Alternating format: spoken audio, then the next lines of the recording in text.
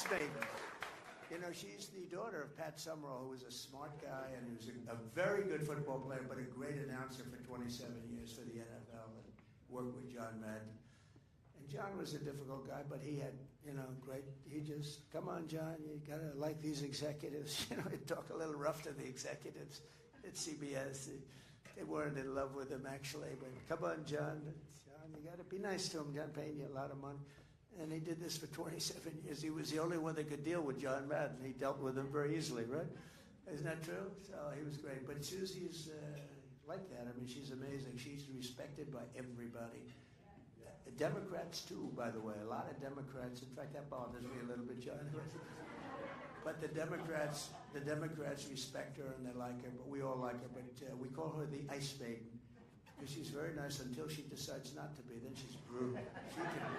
She can be brutal. But, you know, we ran a perfect campaign.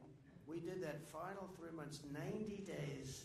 I didn't sleep. We did speeches every day. We did rallies. We did 3 or 4 rallies a day, and sometimes the last 3 days we did more rallies than anybody could believe. And they were packed. We went up to Milwaukee. We had 28,000 people in that beautiful new basketball arena. We used the basketball arenas, but they were way too small. We went to Madison Square Garden. We could have sold it out 10 times. The people went all the way back to Fifth Avenue and all the way down to the river, which is 5 blocks down. And I don't mean a line. I mean just massive crowds. The owner of the Garden, Jim, he told me he's never seen anything like that. And with all the big sporting events and championships and everything else, they never had anything like it. So I just want to thank everybody. It's been an amazing run. We did a good job for you, and you did a good job for me. And we have some incredible, talented new people in the party. And we're going to work with you. We've raised a lot of money that we're going to be using on midterms. And we've raised a lot of money. I did something that I don't think anyone's ever done before. I said, listen, we just won.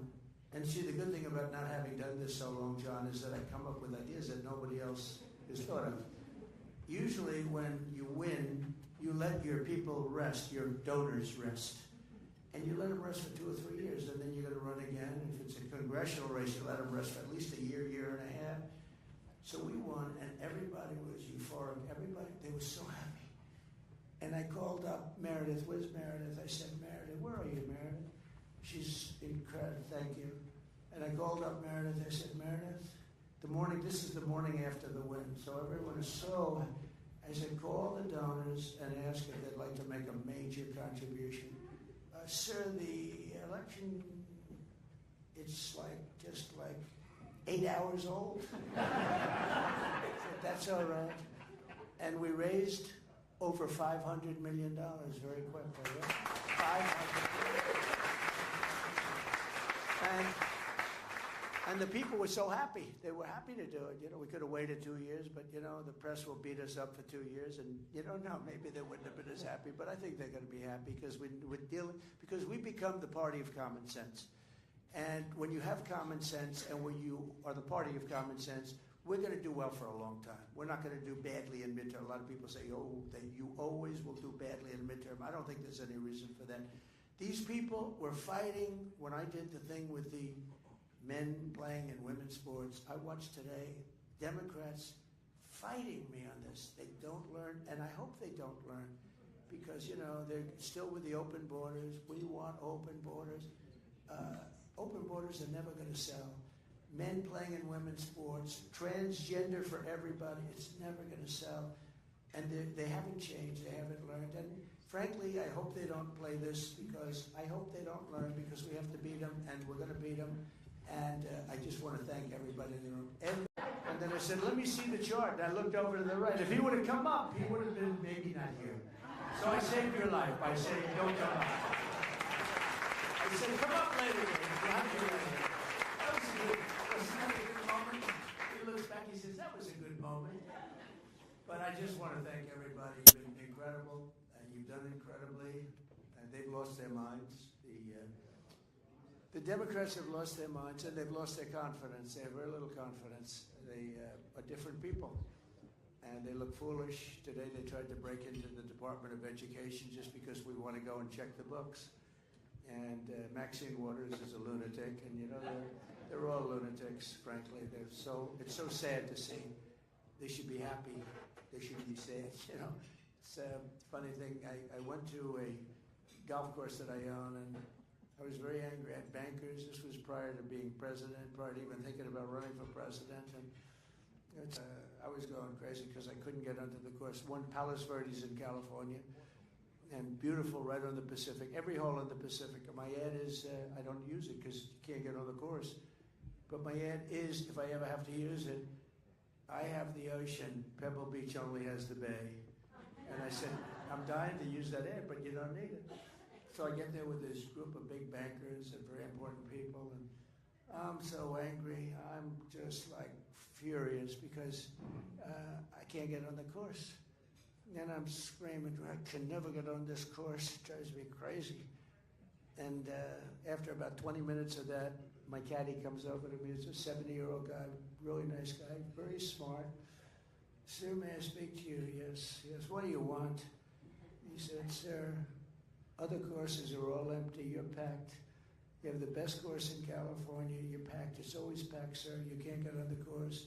And he used an expression, you should be happy. You shouldn't be sad. And I felt like such a jerk because he was right. Because he was right. And anyway, but we are happy as a group because we had a tremendous run, and you know, we could have won a couple of more that I thought we were going to win. We won big in Michigan, and Michigan almost won. I don't know why he didn't win. He might be the one. We're talking to Michael and some of the others. He may be the one to run again, but I don't know. He seems to be. He did very well. I thought he won. I thought we won Wisconsin, actually. I thought we could have, meeting the senator, because I won Wisconsin by a lot. We won every race by a lot. We won every race by a lot, and I thought we carried some people. Tim did so incredibly well. And sort of everyone did well. I mean, they worked hard. We took in some great congressional people. We had a couple of issues that were tough issues, but they were good issues. They were great issues, actually. And I think they ceased to be much of a problem, but we did the right thing. You know what I'm talking about in particular, a certain issue. We did the right thing. But we've been together. It's been amazing unity. The only thing I was a little worried, I was asked to do the prayer breakfast, and they said, oh, it's 2 prayer breakfasts. I said, why is it 2? Because they're not getting along, and I'm talking about unity, so I had to do 2 prayer breakfasts. I said, wait a minute. Right? I did the political prayer breakfast with the senators and the congressmen. And then I said, so you mean I have to do it? They used to have it together. But I understand, they'll be in good shape for next year. They're going to do 1, right? And they said, well, you can do it by Skype. I said, I don't want to do it by Skype. So I did 1, and I ran to the other one, which was about 5 minutes away, and I did the other one. And I said, what's going on? Well, there's a lack of unity. I said, let's get unified. And everybody's agreed next year we'll do 1 prayer breakfast, not 2. Put it together. And I don't know which speech was better. They were very different, I can tell you. One was in front of political people. The other was in front of our people, right? The people. And we had 7,000, 8,000 people at that one. That was a big one. Now, I heard that you didn't do it because I wasn't in office and I wasn't in Washington. And when they had the prayer breakfast in the big one, the Hilton, which is a very big room, you weren't getting a lot of people. And you didn't want to be associated with an empty room because you're political people. I don't blame you. But we had a big packed day. They couldn't even get into the room. It was sort of a great morning. And next year, I know they're going to do it together. But we just have great unity. And the media, which I let in for a little while, but they can hear anything I have to say. I'm an open book. They can say anything. They can have anything. We had a great news conference today with the Prime Minister. Japan, they wanted to buy U.S. steel. I said, I can't let you buy it. I cannot. Other companies, you want to buy it, it's okay. But U.S. Steel was one of the greatest companies in the world. For 17 years, it was the #1 company in the world, like 80 years ago. It's a long time ago, during a certain heyday. I think we're in the heyday now. You want to know the truth? I think we're soon going to be in the heyday. We're going to be hotter than anything.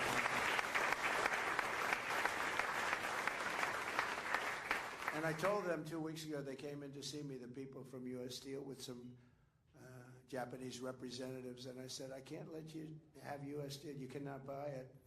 We love Japan. We're not allowed. I'm just not going to let you buy it. It's U.S. Steel. This is one of the great companies of the world. And, and that was real stuff. That was steel. That was guys with nice big arms. They're taking that steel and they're building. Today we have Google and Facebook, and that's fine too. But it's a little bit different. And they become dear, dear friends. I say that. It's amazing how they become. They spent $500 million on lock boxes. And the last one, they're sitting on the stage with me. That was a who's who of the world sitting on the stage. It's very different. The first one, I didn't have a lot of support, but I had a lot of people support. But, we did great. Then we had the second one where we did much better. We got 10 or 12 million more votes, and we did phenomenally on the second one. But then we said, look, we did great, but a lot of bad things happened. Very terrible things. Terrible, terrible things. And look what happened to our country because of it. But then I said, we got to do it again, but we're going to make it too big to rig. And if anybody here thinks they didn't try, they tried like you wouldn't believe. But it was just too big to rig. They walked away. 9:02 in the evening, they knew it was over. There was nothing they could have done. And that's what we had. We had an election that was too big to rig. And it was such an honor. We won every swing state. We had 7. And remember, John, they were talking about, well, maybe Trump could win 3 or 4. We won all of them, and we won them by a lot. It wasn't close. None of them. We had a lot of good things. No tax on tips. That helped me in Nevada quite a bit. I hope we're going to be able to get that, okay? Got to try and get it. Very important. Some of the things that are very important, I think, is the 1-year deduction. Where you can do something in 1 year. No, we haven't. A lot of people haven't been talking about that. I can tell you the first one that was so big, where they go out and they invest and they're allowed to do the 1-year deduction. That really revved up. And I've had so many people say, could you do that again? People were doing jobs that they didn't even want to do. Building jobs, they were creating jobs and building jobs. And Tommy, you know about that. That 1-year deduction was such a big deal. So I hope you guys can start thinking about that and putting it in the bill. But we had a great meeting the other day and yesterday in the Oval Office with about 22 House members, and they were from all sides, super conservative and slightly on the progressive side. I use progressive because tonight I want to be nice, plus we get a lot of cameras rolling. I want to be nice, but they were very different. And I said, I heard them, I listened for a little while, and then I said, why don't we just balance the budget?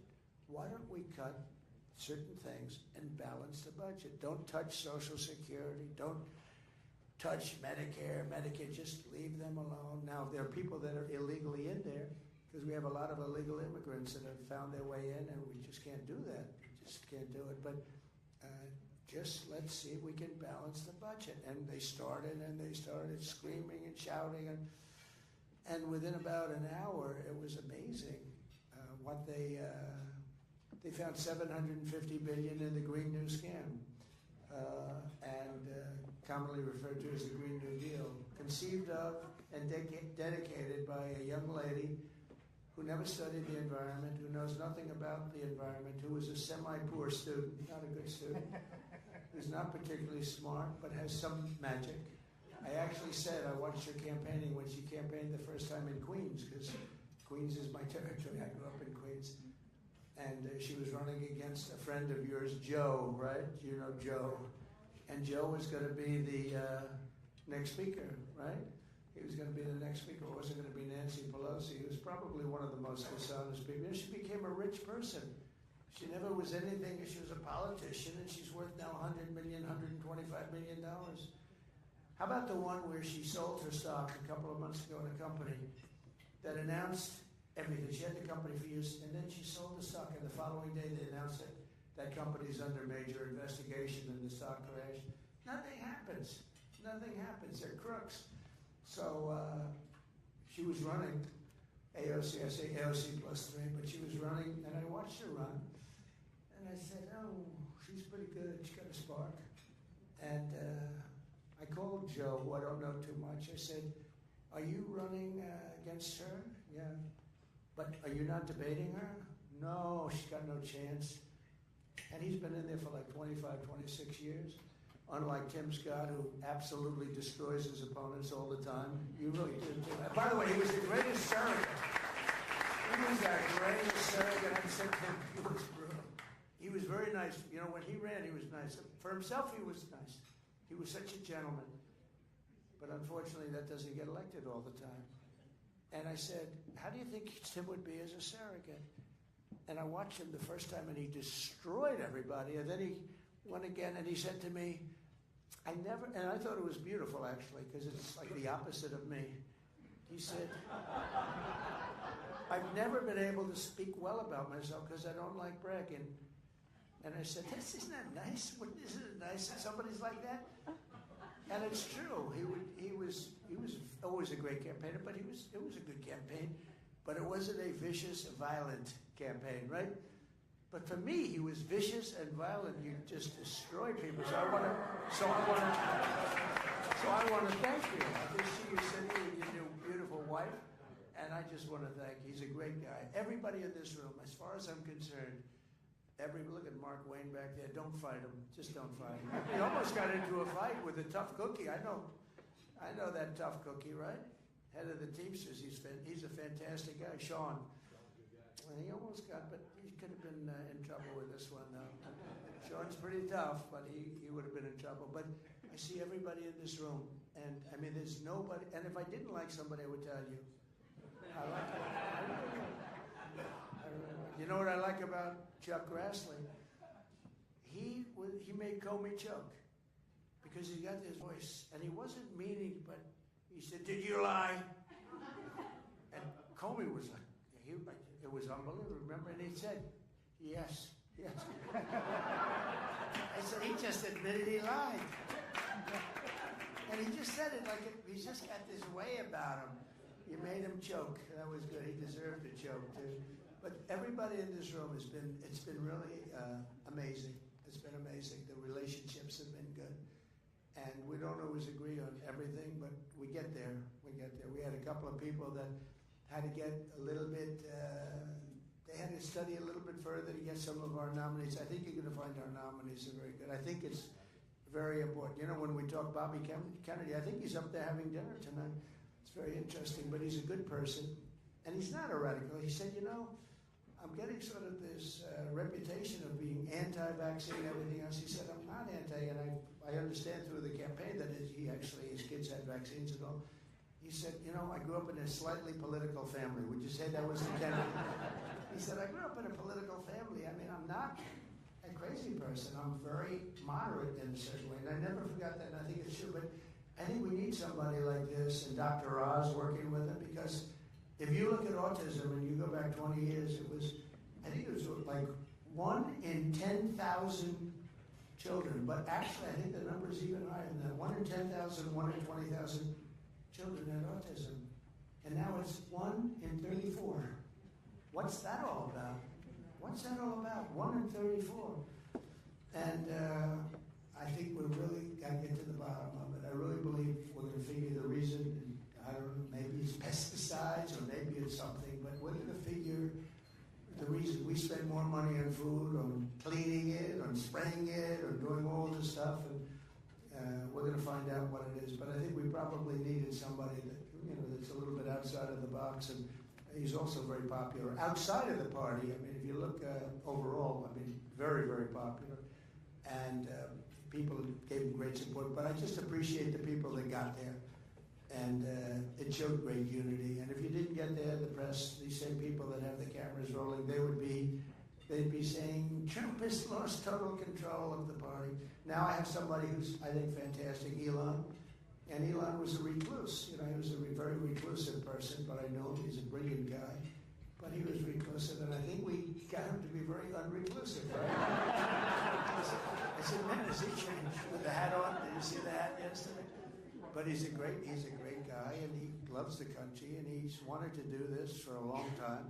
If he could have done it himself, he would have done it himself. And, you know, he went into this group of people, and you see what they've been spending money on. The horrible USAID, the horrible things that they're spending money on. It's got to be kickbacks. You know, they send the money to the guy, he takes the money and he sends them back.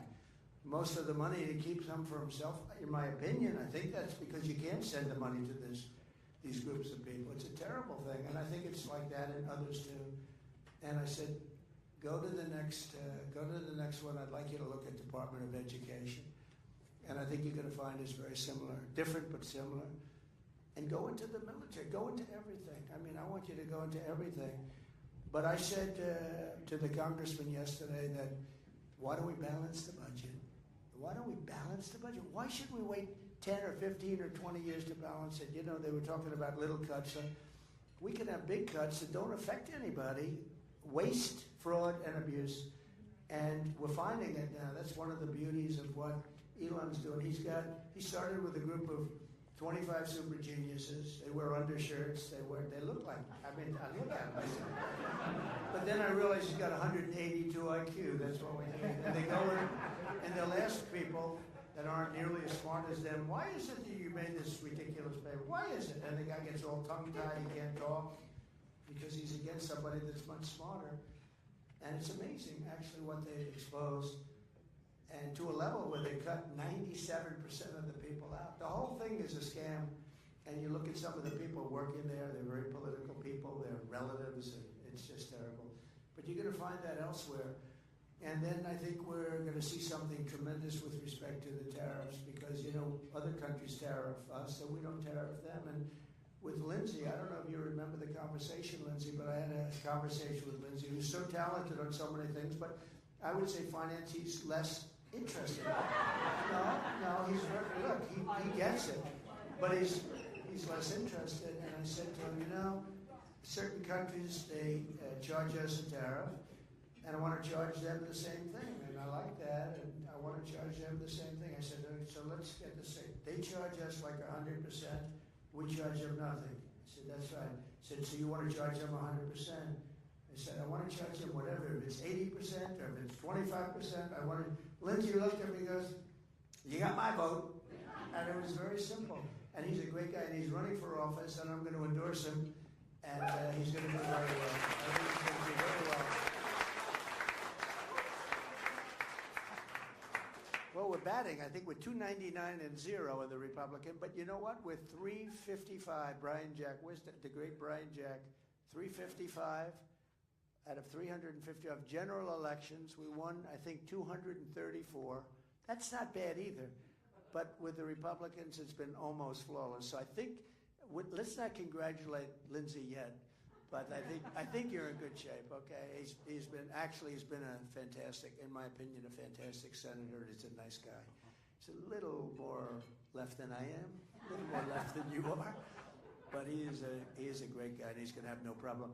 So I appreciate all of the unity. I appreciate this tremendous support. There's Doug Burgum as an example. What a great, he was fantastic. And Catherine, thank you, Catherine. And he was a big part of today's event because he and Chris Wright, you know, Chris Wright, I don't know if Chris is here, but Chris Wright is the #1 guy in the world in oil and gas. And I'll never forget, I had a meeting here with a lot of the oil companies and Doug and senators, a lot of people. And I said, Doug, I really want you to be Department of Energy. And he looked and he said, look, there's a man in this room right now who's so much better than me. He's the most talented oil guy in the whole country. I said, who the hell is that? Because he's done, you know, he made a lot of money with the internet stuff and, you know, different things. Not oil. I thought he was an oil and gas guy. He wasn't. He sold his company to Microsoft for a tremendous amount of money. Very successful. Became the governor of North Dakota and ran a great state. And he became an expert on energy because they have energy, on fracking in particular. But I said, I want you to be if I win this was even before I won, but I thought we were going to win early on. I said, I want you to be the head of energy. He said, look, there's a man in this room right now who's better than anybody in the world, Chris Wright. And he was sitting there, and I said, this man over here, yeah, that man, he's better than me, he's better than anybody for what we want, getting the oil out of the ground properly. And I said, well, let's talk. And so I talked to Chris, and I was impressed by him, but more importantly, he was impressed by him. And it was interesting. So he became the Secretary of the Interior, And it's interesting for a different reason, because Chris is energy, but there is no energy. There's some nuclear, but there's no energy. He's interior. He's got all the energy. So I said, why don't you merge together and work together? And they've essentially done that. Doug and Chris are working together because he's got more energy than any country anywhere in the world under his auspices, but he's not Department of Energy, so he can't drill. But now he's got a man that he knows very well, that's, I assume, a friend of his or whatever, but he got the job because of you. And he didn't need a job. He was doing very well. This guy didn't need a job. He's the top guy in the whole world. But I see that so often. So many people, they want to be a part of this. They want to do what you're doing, John. They want to do what all of you senators are doing. I mean, you don't make money like they make. You could if you did it. Many of you are so talented, you could do whatever you want to do. But they want to do what you're doing. It's very interesting. And you don't want to do what they're doing. You'd rather be a senator. It's crazy. In other words, you like power. And that's okay, too. But, and that's what you have. You have a tremendous amount of power. But so Chris and Doug have gotten together, and essentially they're like, unbelievable, and what you're going to be doing is unbelievable. And we have a lot of confidence in you, and if we bring the energy prices down, everything's going to follow. That's what got it up. We had a great energy policy. We did great. We had gasoline at $1.84. We actually had it much lower than that for a little period of time, but we had it at $1.84. And then they took my policy and they really messed it up. And then they went back to my policy. You know, they always said, well, we were drilling just as much. What they don't say is, if I were there, we would have been double or triple that number. But they basically took my policy because it was going through the roof. They said, we're really in trouble. So they went back to my policy as much as they could, but not all the way back. And the energy is what caused us the problem. They went up at the beginning, if you remember. Then they went back to try and bring it down. They had to harness that horse. But they went back, and it went up, and it went up really dramatically. And that caused everything else to go up. And energy goes up, and energy, when it comes down, we're going to bring a lot of things. So we're counting on you guys to supply and demand to bring that cost of energy down. You bring that down, and everything else is going to follow. All of the cost of food.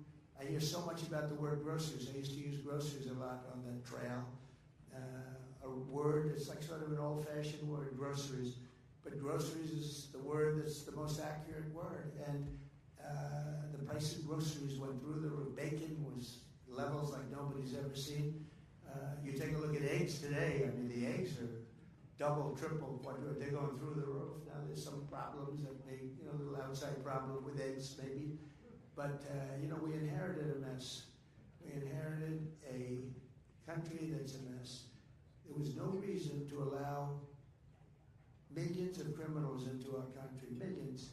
People that were, I'd say 3 million, 4 million, 21 million people all told, but 3 million, 4 million criminals, many, many thousands and thousands of murderers, people that murdered people, killers, people that murdered 2 people, 3 people, and even 4 people in jail, in solitary confinement. They let them out of jails from all over the country, but really from all over the world. Venezuela let out so many people. Their crime rate is down 78%.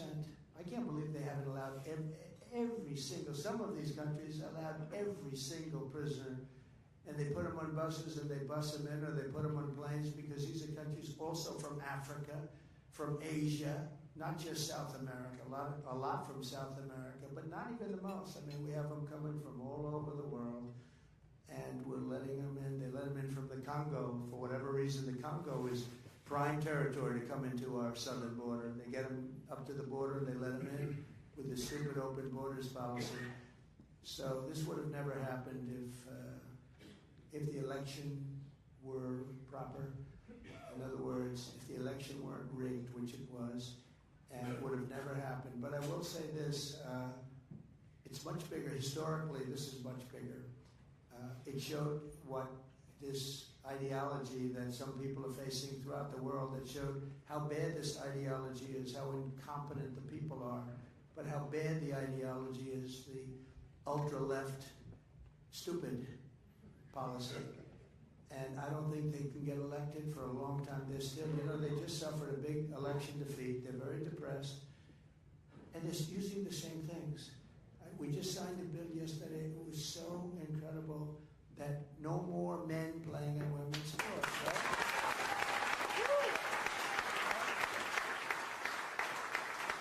And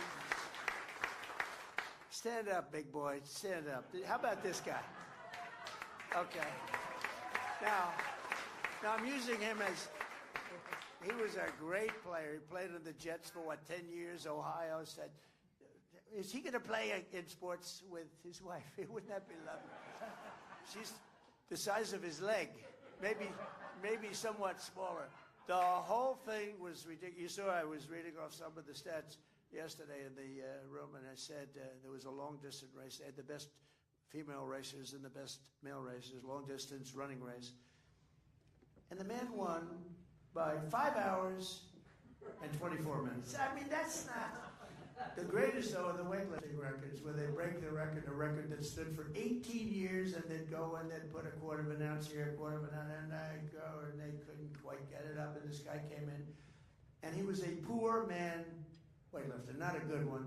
He was at the lower realm of weightlifting. He goes up, boom, and he ends up like 127 pounds more. He was it was one of the worst. I don't know, maybe that's why he decided to transition, as the expression goes. I got very good at that, I have to, because if I make a mistake, these guys are going to get me in big trouble. We're perfect. Susie will get very upset with me if I make a mistake. And by the way, Susie deserves a great round of applause.